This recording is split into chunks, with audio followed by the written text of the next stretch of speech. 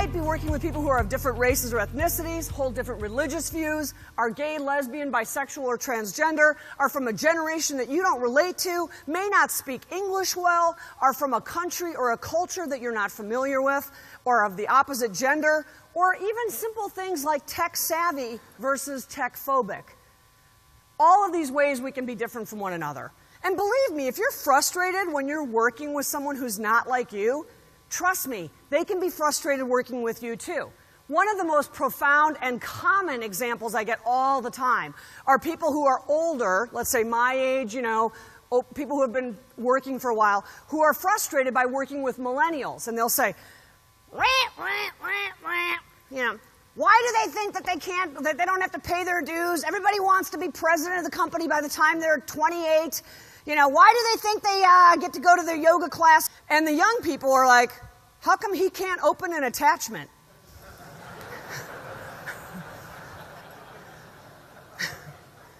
There's frustration on both sides. But if you're struggling with that diversity, working with people who are not like you, you are normal. You're not a bad person. You're not a racist. You're not alone. Your discomfort is normal. You're normal. I just want that to sink in. Because a lot of people think that they're supposed to feel bad about their struggle. I don't get this person. We're never going to see eye to eye. And you feel bad about yourself. You're supposed to love everybody. Kumbaya. No. It's not normal. It is normal to affiliate with people who are just like you. That's what's normal. So if it feels uncomfortable, it's because it is. And to give you a sense of just how real this discomfort is, scientists have studied this. So they used, in this example, for affiliation, they used sorority sisters and fraternity brothers. Because if you've ever known anybody who or been involved in a fraternity or sorority, then you know that there's a strong sense of affiliation, a sense of oneness with that group. So the exercise that they gave 3 sorority sisters and 3 fraternity brothers, multiplied times many control groups, was solve a murder mystery. You've got a murder mystery to solve, and you've got 20 minutes to solve it. And they were given clues. So they get to work on solving the murder mystery. And 5 minutes into the exercise, some of the groups were joined by a 4th person who was also a sorority sister or a fraternity brother, but from a different sorority or a different fraternity. In other words, it was an outsider, someone not like them, someone different. So what happened? What happened is all of the groups that had the outsider solved the mystery more accurately in less time. The outsiders made the teams better, significantly better, statistically better, doubling their chances of solving the murder mystery accurately and in less time. However, when asked how did that feel, every one of those participants said, oh my gosh, that was horrible. Even though they were successful, that was horrible. We didn't feel like we were being very effective. So the point is, working with diverse team members felt harder because it is harder, but it produces a better outcome. So if you are working with people who are not like you and it feels like you are pushing the elephant up the stairs, you're not crazy. It's harder. It actually is harder to do business that way, but it produces a better outcome, and that's why it's important. The next 2 slides, and I'm not overselling, are going to change your life. Every one of you is going to give me $10,000 at the break for these next 2 slides, all right? Working with women. Here's how you work with women. Women value expansive choices and seeing all of our options. We are not overwhelmed when we are faced with a lot of options. It's actually the opposite. We feel empowered. I can look at 175 different colors of blouses, and I know I want the tangerine one because I looked at all 175, and that's the one I want. Men, on the other hand, want their choices simplified. I'm sorry, you guys, but there is a reason your clothes only come in 3 colors. Black, navy, khaki. That's all you have. Look at you. Seriously. Black, navy, khaki. What's it like, ladies, to be a guy for just one day and stand in front of that closet, throw it open, and go, wow, what's it going to be, black, navy, or khaki? I can't decide. Wow, yeah. The magic number for men is 3. 2 is not enough choice. 4 is way too much. Don't overwhelm a guy, all right? So if I give a man 3 choices, he can choose. Should we try it? You ready? Chocolate, vanilla. Yes, you. Chocolate, vanilla, or strawberry? Hello? What? Vanilla? He said vanilla. I said chocolate, vanilla, or strawberry, and he said vanilla. Maybe vanilla is actually not his favorite flavor. Maybe his favorite flavor of ice cream is mint chocolate chip or butter pecan. But when given just 3 choices, he was able to choose. Should we try another one? Blonde, brunette, redhead. Careful. The point is, men want their choices in 3. Fun fact, men buy more electronics than any other consumer group. More flat screens, more tablets, more phones, more calculators, more computers, more cameras, anything electronic you guys buy. You're the target for electronics. Haven't you ever noticed that when you go shopping for electronics, all of the pricing is done in groups of 3? Even stuff that's not electronics that is heavily marketed to men, like tires, it's done in groups of 3. Why? Because it works. So here's how you would use this information. If you are dealing with a woman, let's say she's a customer, then you would give her all of the options relative to an insurance plan, or all of the payment options, or whatever. You would say, here's all the different ways, all the different products that we have, let's talk them through. She will be patient with that. With a guy, you would say, our 3 most popular products for your kind of auto insurance are these. Or our 3 most popular payment plans are these. Or whatever. If you give a guy 3, 99% of the time, that's going to work. If a guy wants more information, he'll always ask. But start with 3 and you'd be amazed how far you can get. I manage my husband totally different ever since I figured this out. Tell me if this is what it's like at your house on Friday nights. For our house, it's been a long week. We're tired. And it goes like this. We stand there in the kitchen staring at each other, and he's like, what do you want to do about dinner? And I'm like, I don't know. What do you want to do? I don't know. Do you want to go out or do you want to stay in? I don't know. Do you want to go out or do you want to stay in? So now I don't do this anymore. I'm tired of that. So now I just go to him on Friday nights and I'm like, Thai, Mexican, or burgers on the grill?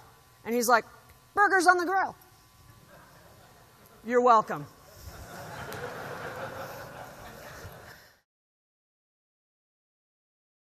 Why is it important? Because if you don't open your eyes and open your business mind to different perspectives, then you could miss something big. You could miss something big. Now, not to be sexist, but I'm going to direct this question to the women in the room. First of all, where's all the women? I see some women. Hands up, let me see. All right. So ladies, no right or wrong answer here. Just a quick question, ladies. Do you know this brand? Skinny Girl? Most of the women said yes, Skinny Girl. And I'm betting that most of the men aren't as familiar with this brand. What this brand is a good tasting cocktail that has 20% fewer calories in it than most cocktails. So cosmopolitans, margaritas, things like that. Here's the backstory on it. Bethany Frankel, who was one of the original housewives, like, Real Housewives of New York or whatever, had this idea.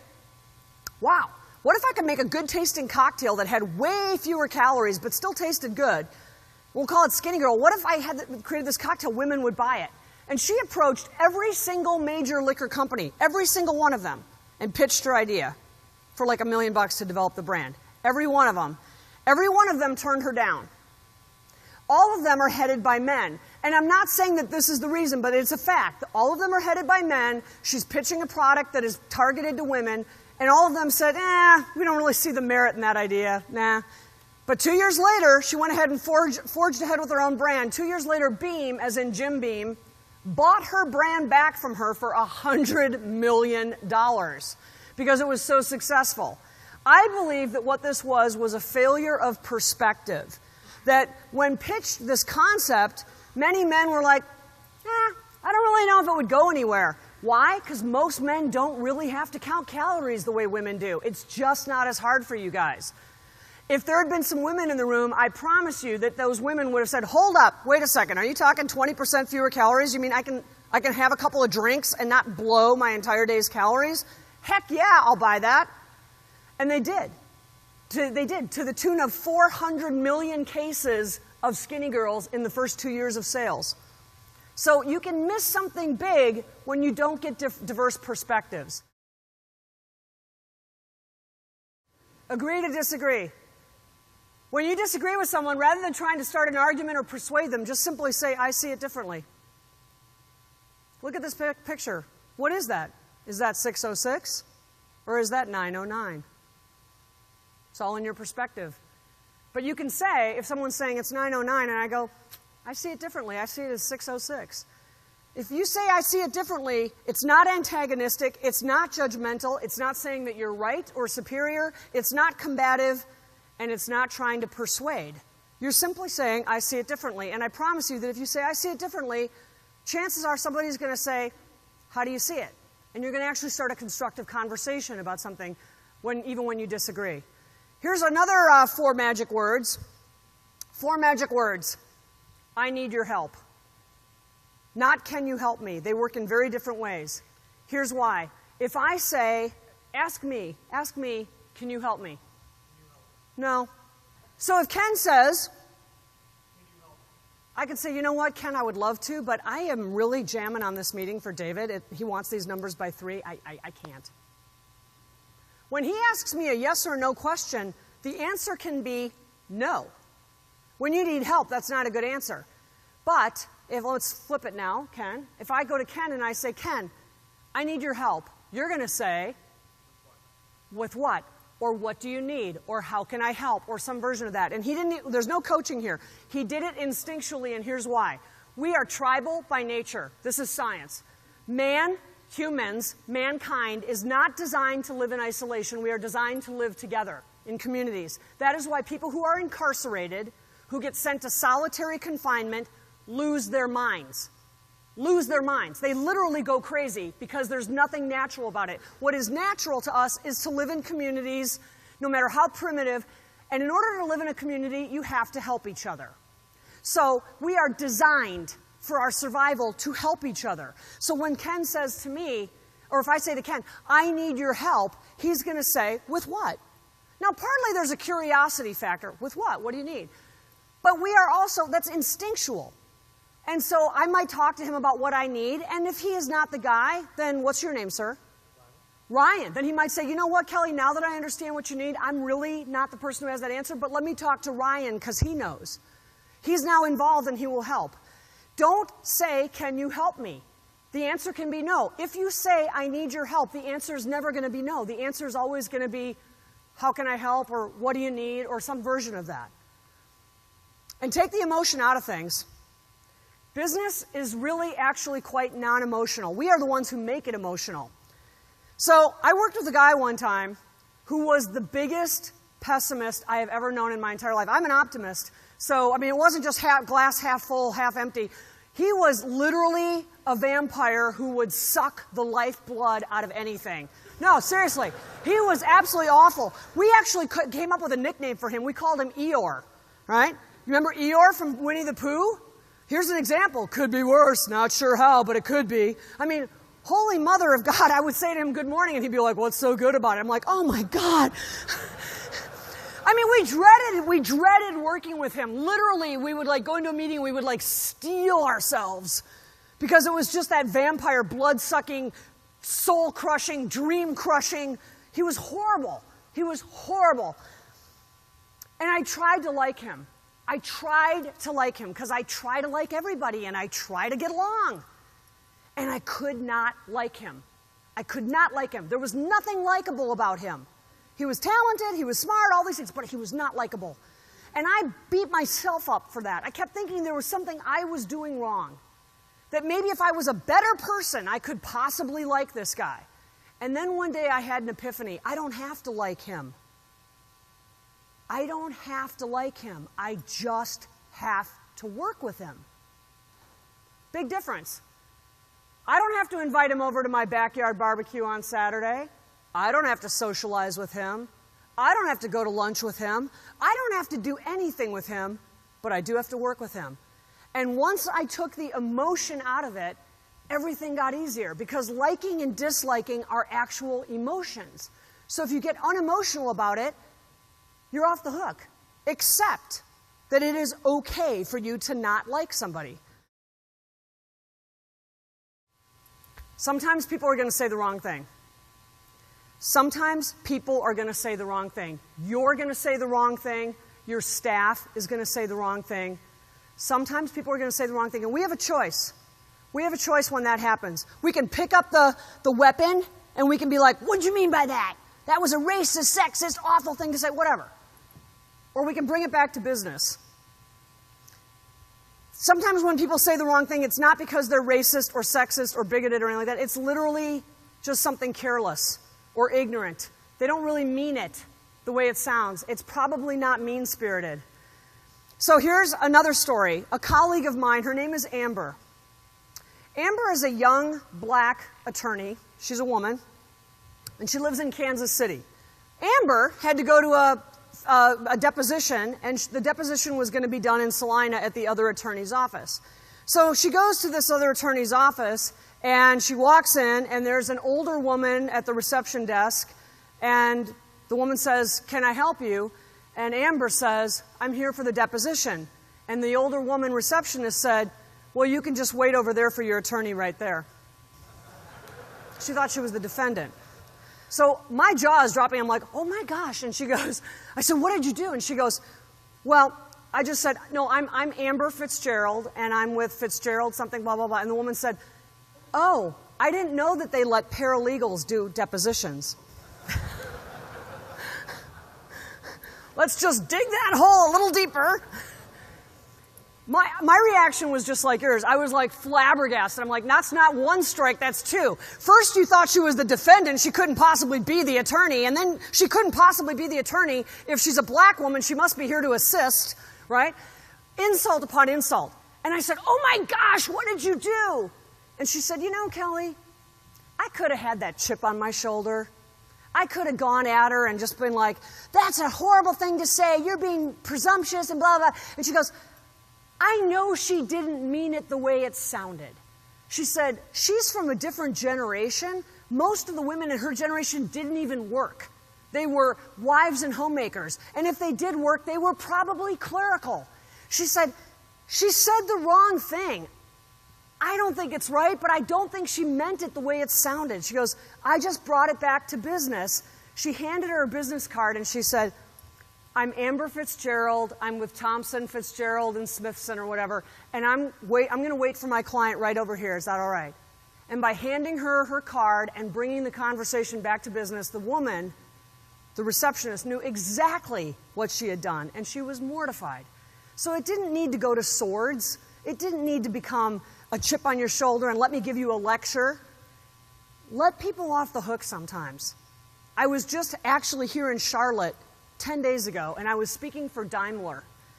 And I was talking to Daimler about this, and the president of their North American truck plant came up to me afterwards, and she said, "Thank you for saying this about this." She goes, "Because in this very litigious society that we live in, everybody's quick to slap a lawsuit down or pick a fight or whatever." And she goes, "Sometimes people are going to say the wrong thing." And she gave me an example, and she said that they had an engineer who was sitting in one of their meetings at Daimler. And, you know, engineers are always about showing how smart they are to the rest of the world. And this guy said, "Well, that's the most retarded idea I've ever heard." Now, you know and I know that he doesn't mean to mock disabled people, but he was using the word retarded. And she said, "We could have gotten all up in arms, but instead we just were like, you know, Robert, please don't say that word. I know you didn't mean it the way it sounded. Please don't use that word." And, you know, and then he was like, "Oh, he's probably said that word all of his life. He doesn't even realize he's saying it." So every once in a while, just understand that people are going to say the wrong thing. Forgive. Assume goodwill.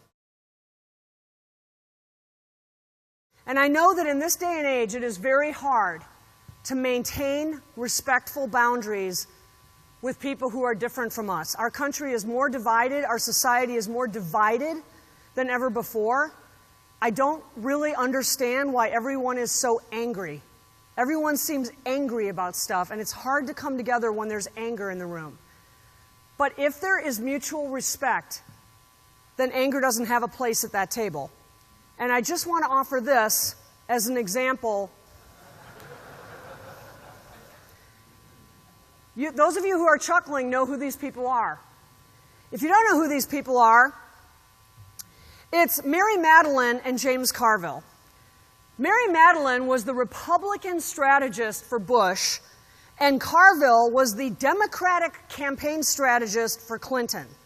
So not only were they Republicans and Democrats, they were literally the heads of the presidential campaign.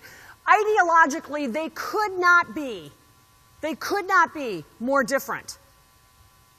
They met on the campaign trail and they fell in love and they got married. How many of you would marry someone with vastly different ideological views? Most of us wouldn't. That's kind of a deal breaker for some of us. I think this is profound because despite their vast ideological differences, they fell in love. They fell in love. And there was an interview with James Carville that I was listening to recently, and the interviewer said, was there ever, do you guys talk about stuff? Do you fight? And he goes, all the time. All the time. We do not see eye to eye on anything. But there's so much respect between the two of them that just because I don't see eye to eye with you doesn't make you a bad person, doesn't mean I hate you. It's just we don't see eye to eye. And this interviewer said, was there ever anything that was so contentious that you could not talk about it? And he goes, yeah, the Iraq War. It was so bad in our household, we had to table it. We just couldn't talk about it. That's real. But so is the mutual respect that keeps them together. And they wrote this book, Love and War. 20 years, 3 presidents, 2 daughters, and 1 Louisiana home. Here's what I think. If they can do it, we can do it. Right? You're not having to marry the people that you're working with that are different from you. You don't have to marry the customers that you're working with who are different from you. You just have to respect them. It's hard to do this. That's why this is such an unusual couple, and everyone in the world looks at them and goes, how do they do this? But the respect is so strong that it gets them through the stuff that's really, really tough. Things are changing. And some of this is provocative, and some of this you might not like. Some of this makes you uncomfortable. All of that's okay. You just have to understand what's changing and how it affects your business.